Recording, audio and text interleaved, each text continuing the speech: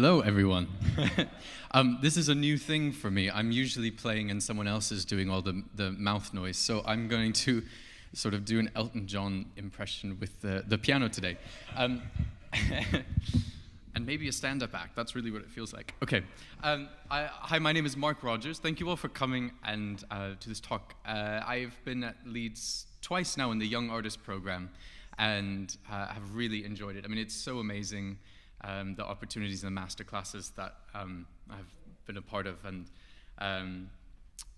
it's just very exciting to be back doing something I usually don't do. So this is such a massive program of songs. It flows so beautifully and straight through, but talking about it and dividing it up and finding ways to discuss it and in half an hour is a little bit of a task. So I'm going to play a little bit probably just to draw some attention to bits of the piano writing and other aspects of the song that I find really interesting that might, go by as you listen to it in one go. And there are also two very descriptive novels or long poems that the two Schubert sets and the first two Schubert sets are from. So we'll talk a little bit about that as well.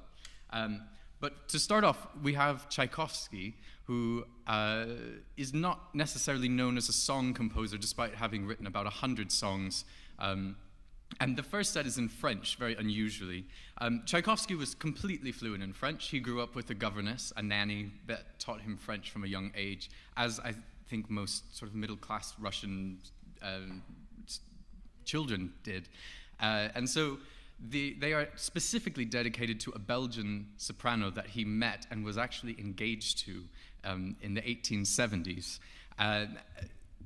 What's especially interesting, this set was written 10 years after their engagement clearly did not go through for various reasons. She was touring, her name was Désirée Artaud de Padilla, and she was touring to Russia, as many singers did at the time, and they would go there, and because it was such a especially geographically closed off place, if you were a sort of singer of renown, you could go there and make quite a lot of money by spending about 4 or 5 months in St. Petersburg and doing all your roles and getting lots and lots of jewelry given to you by various people that you could hawk back in Paris. And then she was one of these people, and she had a really tremendous success, and Tchaikovsky became a bit infatuated with her, maybe more as a fan than as and a friend than as a companion. But they were very close, and they spent a lot of time together, but Tchaikovsky's friends and her and Desiree's mother were not particularly happy about the idea of the engagement. And when she went back to touring in the rest of Europe, it sort of faded away. And about 10 years later, they met when they were on separate tours in, I think, Hamburg. And they had a very, from the sounds of the letters, I found all these letters, so that's why I know all this. They had a very boozy lunch together and had some really warm, remembrances. And he promised to write her a song, which turned into 6. And she immediately, when he sent them through in the post, she began performing them immediately. They're for the salons in Paris. They're very much singable. She was a little bit older at the time and not quite a soprano, so they sort of fit in a nice medium range. She had all her students learn them immediately. And they have a very, I'll just play the opening of one. It's very light and fun, but very Tchaikovsky. So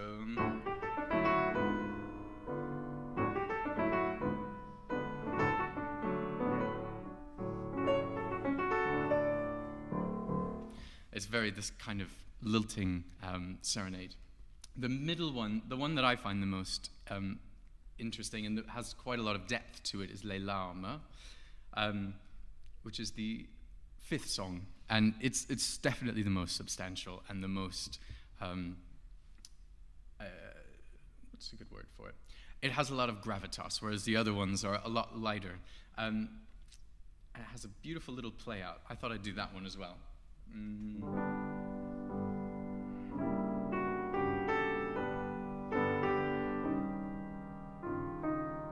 I don't know, something about that sounds like Tatiana to me. Anyway, maybe it's just me, but it's definitely the same harmony. And it's got this sound of the tears at the beginning, just pulsing.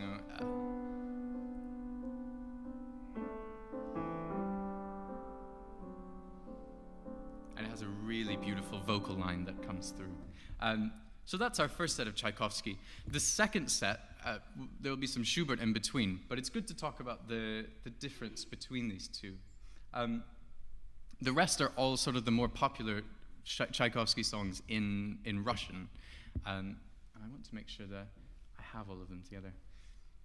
The first is At the Ball. I find this one really especially beautiful. It's a waltz hidden in the piano. When Tchaikovsky writes songs, and maybe this is why he's not as well known as a song composer, he tends to find the mood and the setting and stick with it, and then write a beautiful, almost practically an aria in some ways with a really great piano part. But they don't interact in the same way as Schubert, where they react to every single word sometimes, or sometimes he knows exactly how to create an atmosphere, which makes sense considering all the ballets and all the miniatures that he writes, and piano miniatures and things. He's able to just condense a small idea like this. So it's perfect for songwriting, but very different from Schubert. This is Amidst the Ball, so we have our waltz.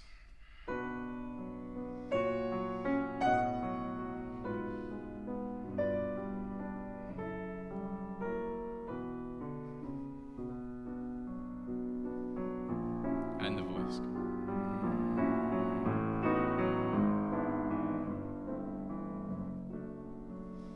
A lot of this, it's about a faded glimpse. I mean, do you do programmed translations on your hands, or do you have a screen?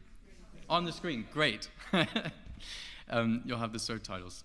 And it's a really haunting image of someone that had been seen, this lost love at the ball, just one glance, this sort of stroke of love at first sight that just never was seen again. And it's very forlorn. You'll notice that the Russian songs, as opposed to the French ones, are very much more depressing, even when they're happy. Then we've got one just after that, which is about first love.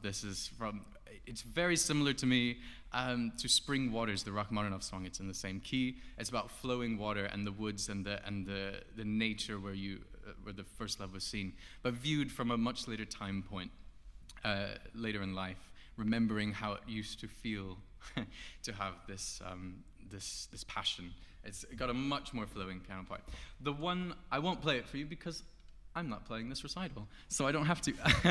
The one that I found the most beautiful for me is the Cradle Song, which is probably the most depressing sounding, probably one of his most famous songs, and it's actually the happiest. He wrote it when he found out that Rimsky-Korsakov's wife was pregnant with their first child, and it's in A flat minor, the flattiest of the flat keys, and it is written really for an opera singer. I mean, it really gets to showcase the voice in such a beautiful way. There are many piano transcriptions and recordings of this one.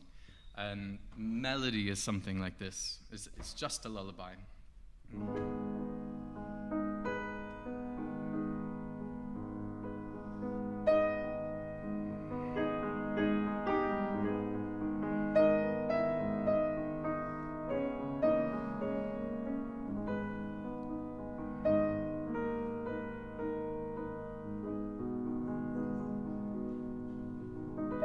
Sort of combining the two, but it's this incredibly haunting melody that just weaves around the piano part.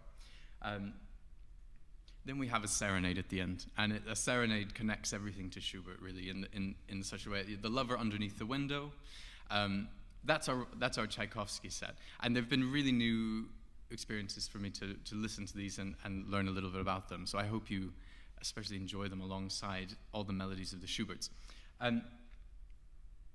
Now talking about the Elensgesänge, these are the 3 songs that Schubert set from Sir Walter Scott's The Lady of the Lake, which is a very long poem in 6 cantos that tells a very complicated political story and was extremely popular at the time. He wrote it also inspired the opera La Donna del Lago by Rossini, and it was one of the pieces of writing that put Sir Walter Scott and Scotland itself on the map of all of Europe. In this imagination, it created the vogue for the Highlands, especially this poem in particular, which takes place amongst the Highlands in various lakes and very specific places. And it also involves, it created a lot of beautiful characters. And the character of Ellen and I'll try and make this as brief as possible. So the King James V has decided to banish the border chiefs of Scotland, and that's the main crux of the problem. They've become too powerful. They're a threat to him. Unfortunately, his childhood mentor is one of these, the Earl of Morton. I have that right. And so he, rather than escaping from the entire country, goes into hiding on Loch Katrine with his wife Ellen, and his daughter Ellen and his wife. And the thing that, whether or not he actually did this in real life, I have absolutely no idea. But he would go in disguise throughout the kingdom as a knight, just your everyday average knight, you know the type. And he gets abandoned by his horse. His horse runs off on a hunt on the banks of Loch Katrine. And he calls the hunting horn. He's still got his hunting horn with him, which you will hear particularly in the first two songs of the Schubert set. And who rows out from the little island in the middle of the lake? The Lady of the Lake, but Ellen. And she doesn't know who he is, and she doesn't know who he is. And he starts to get a little bit of an inkling when he goes back to the island and sees this sword and thinks, I know someone who had a sword exactly like this. And so what happens in these first two songs is essentially she says, look over there. And she says, I'm going to sing a song now. Narratively, I don't know if this is maybe the best device, but she sings these two very beautiful songs. And Schubert was very desperate to set them because of the popularity of Sir Walter Scott. So this meant that he had this idea of flogging the songs in English to the English and Scottish market. And these first two songs take place just as they're on the island, and you can hear the hunting horns in them. In it, she's talking about war is over, rest, soldier. They're very much about peace. And the first song is a very grand statement. It's about 6 or 7 minutes long. We have the hunting horns here.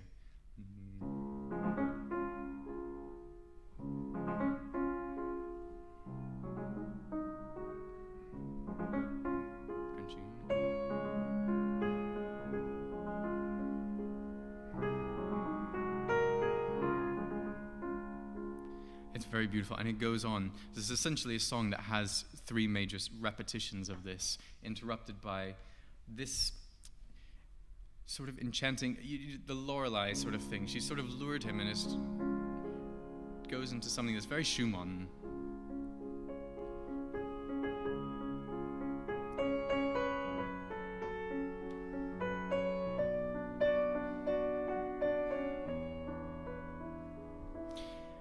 This is the sort of bewitching, and it's completely beautiful how it goes now into C sharp major out of D flat major. Then we go through some sounds of the battle. She's very insistent this, and we get snare drums as well. So this is the first of these Ellen songs, and it's connected into the very second song. Which is also that has the exact same theme. He's found a totally different sound world for it. But we have now the hunting horn.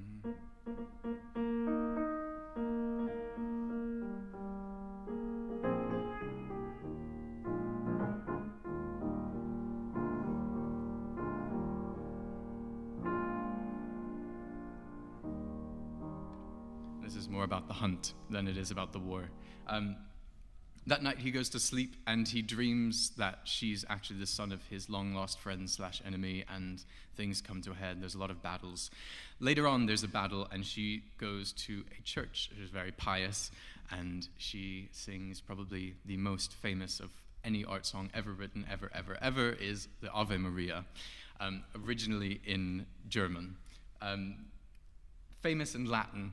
And the thing I think I find the most beautiful about Schubert, or most interesting as well, and which this program is a great showcase of, is the fact that he is essentially an Italian composer who never left, his square mile in Vienna.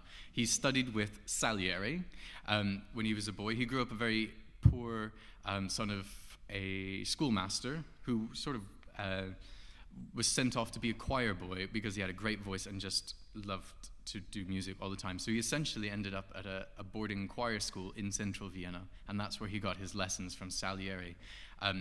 Salieri, though, was, and from him, there's so many exercises of Italian songwriting that Schubert, we still have from Schubert's youth, where he's figuring out how to do these long lines and long phrases, as opposed to the more declamatory German style of singing and parlor songs and things that were popular at the time. And the Ave Maria is the perfect example of that. I mean, just think of all the long phrases, which are practically Bellini in some senses. I mean, they overlapped in time. And we've got...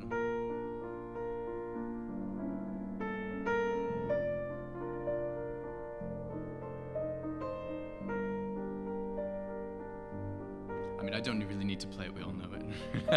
We could all sing along, actually. We could do a karaoke Ave Maria. If you've ever been to a wedding. So that's the set of the Ellensgesang, and I think they're especially important to know the story of the three songs, because they come from such an important work that's basically mostly forgotten. He was such an immense writer at the time, and we have the Walter Scott Memorial outside of Waverley Station being named for his novels, and then the monument, I think, is the largest monument to a writer anywhere in the world, and yet no one really reads Sir Walter Scott. I read some of the poem, but I didn't finish it all, I have to say.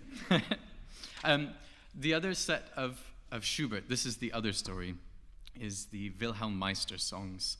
So these are three poems by Goethe, and they were written, Schubert did several versions of this throughout his life. Early on, he wrote different settings of these that are very similar in certain ways, and not bad songs at all.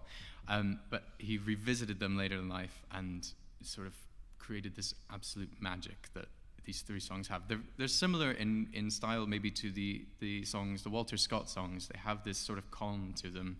A bit more depressing, though, I have to say.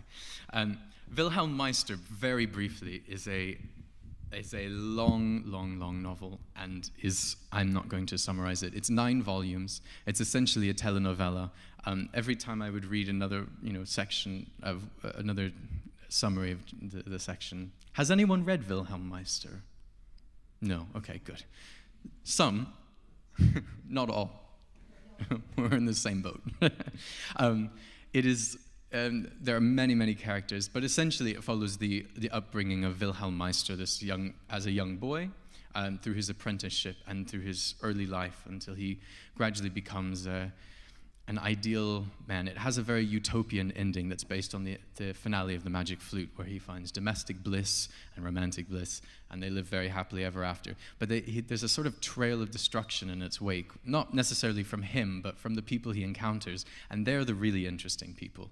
And these 3 songs are from one in particular, Mignon, and she's a 13-year-old orphan, and she is abducted from, we assume, Italy, because she says that she's from a place where the lemons bloom at some point, and that's our only indication that she's from Italy. And she is not happy. She's been abducted by, get this, a tightrope walking troupe. And she's going around all of Europe with being forced to basically perform. And she has a really sort of deep sadness. There's the character of the harper that goes along with her, who is a much older man, who it turns out is her father. She never knows this, he knows this. She was the illegitimate child of an incestuous relationship of the Harpers. There's a lot of depression in this, and there's a lot of twists and turns, and I, to be honest, couldn't even summarize most of them. So these are the 3 songs that Mignon sings that Schubert set. The first one is Heiß mich nicht reden. And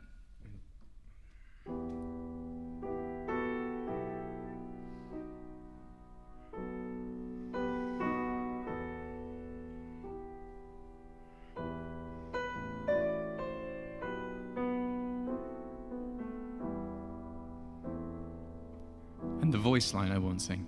The voice line mirrors this. They're sort of tied together. This is her sort of resignation to a fate. I mean, this is a 13-year-old girl, really, but she's she's not happy. She sees no hope in her future. But the song is so beautiful, and Schubert uses this exact rhythm in his earlier settings as well. The most magical moment, though, to look out for is as this shifts into E major, and this is the classic Schubert thing of being happy and sad at the same time. When she, in the final stanza, finds hope, it switches into, just directly, into E major. So we go...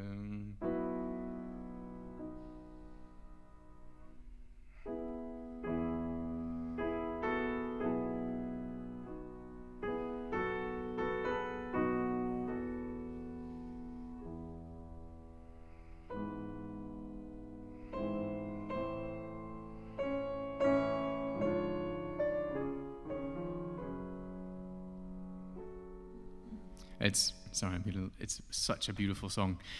Schubert wrote these in particular just after he had been after he'd been treated for syphilis, after his syphilis treatment started, and maybe at a point where he also was quite lacking in hope.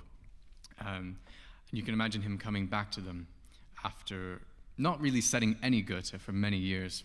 Him and several friends had put together a booklet of his songs, his settings of Goethe, and sent them off to Johann, and he just sent them back. There was no response, and he frequently did respond to many other people, but he thought there was too much going on in the music, and just sent them straight back. So he sort of went off Goethe, apart from doing these settings a few years later. The next one has a beautiful element to the piano part I'd like to draw a little attention to. In the story, Mignon has a zither that she accompanies herself on. You can imagine Dolly Parton with the auto harp or something like this, the sort of thing that basically has a drone to it and you can play some chords with. And you can hear that drone across in the piano part. It's very consistent.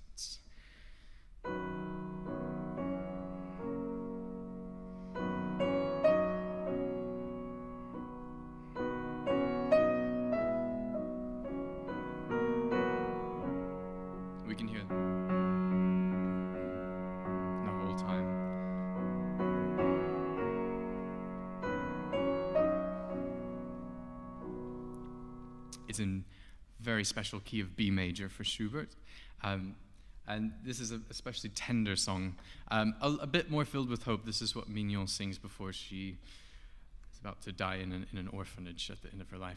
There's nothing really happy to say about this character or these songs, I'm sorry to say. And the third one is even more depressing.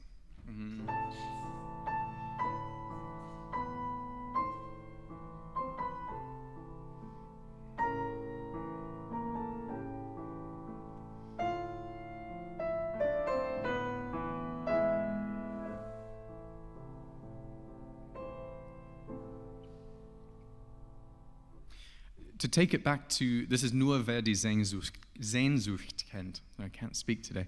And to take it back to Tchaikovsky, this is also Tchaikovsky's most famous song as well, because these poems were set by absolutely everyone in every language.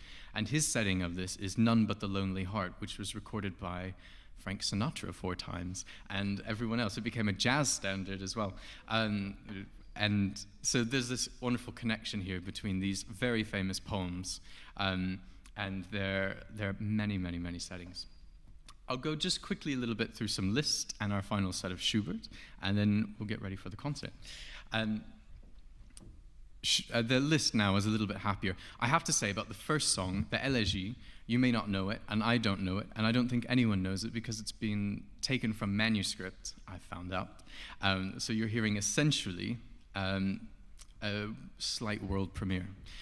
So I can't play it for you, don't worry. The second one is much faster and a lot more lively.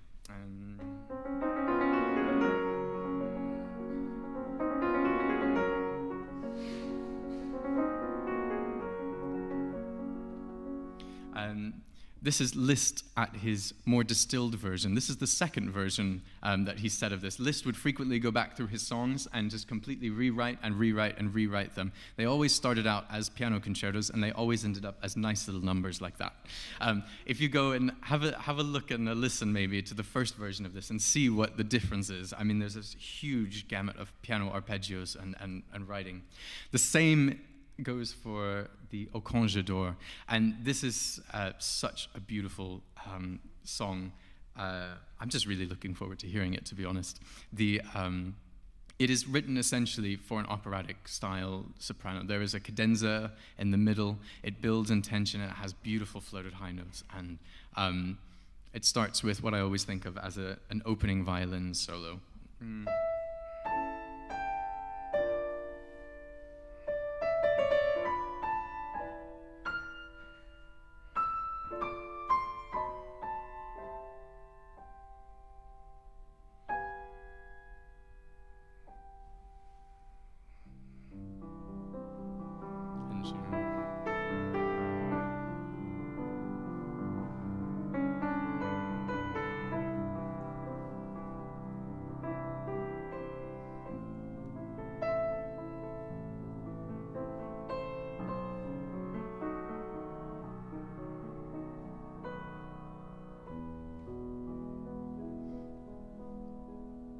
Gets quite impassioned in the middle. This is another one of these settings. And the last thing to say, as we go through this program, everything quite connects, but the last set of the four Schubert is incredibly a nice little set of things. We have Auf dem Wasser zu singen, the famous setting for essentially a big piano part.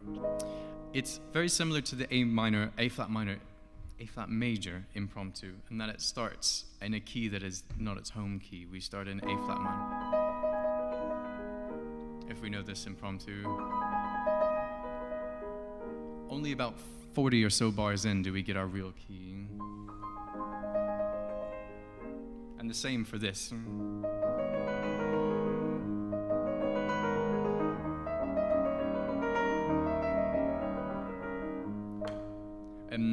This is the sound of the ripples of the water, isn't it? This is the lap of the waves, and on top of it is just the voice line hugging really closely to it.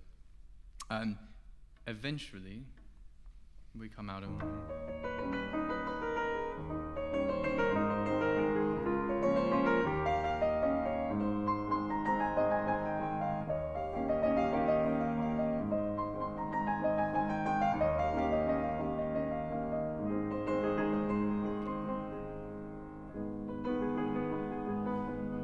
and he goes back and forth and back and forth.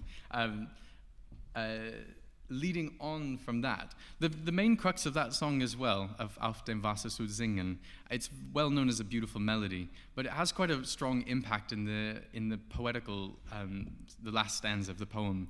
It's about time flowing away, of time as the water, and a sort of longing to be released from it, which segues very nicely into the litany afterwards. I won't play the litany, but this is for the Feast of All Souls Day.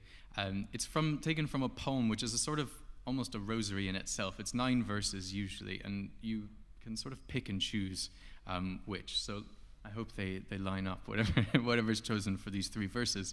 But you do 3 verses generally, and it repeats. It's one of these moments of magic Schubert where you only have 1 page, and there's sort of everything in it. Then, going from this more sort of peaceful thing, we have 2 incredible closers.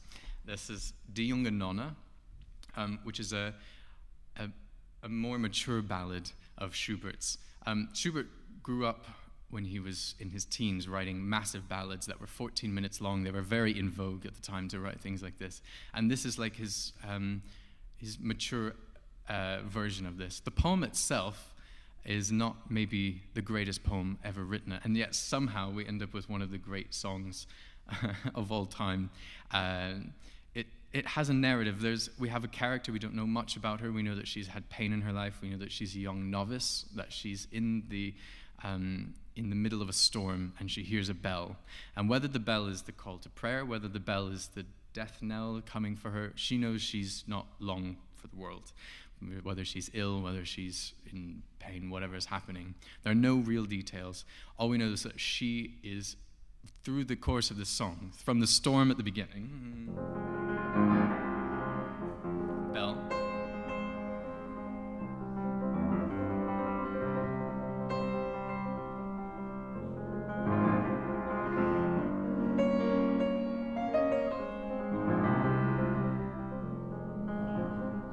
continues the whole time. This is one of those things where you get really tired at the end of 4 minutes playing this kind of piece. By the end, she's grown in her conviction that she is at peace. It's the most incredible transition until we have this long sustained alleluia at the end. This is again that Italianate vocal writing. Where she sings, and we have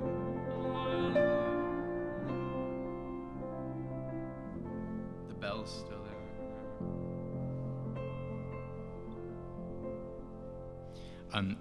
Absolutely magical moment, and a great sort of Gothic ballad. However you see it, there's so much to be read into this. The final song, though, is much happier, and I'll try and give it a go. That's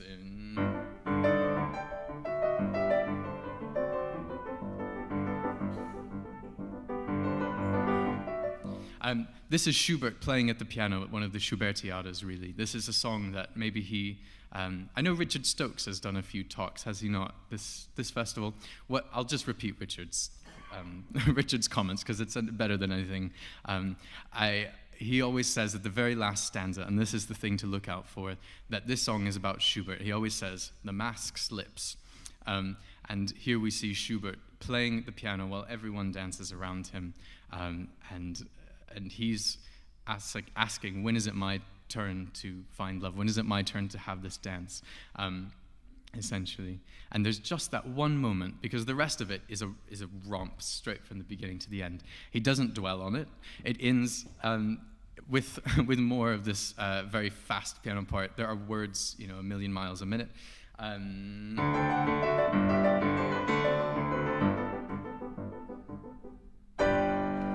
And that's the end of Der Musenzon. So this has been the whistle-stop tour of this program. I mean, I hope you have found something to listen out for in the program this evening. I'm especially looking forward to listening to it. They're both incredible musicians that I really admire, and I'm very lucky to have been able to talk to you today. So thank you all very much. Maybe grab a drink beforehand, and we'll see you on the other side.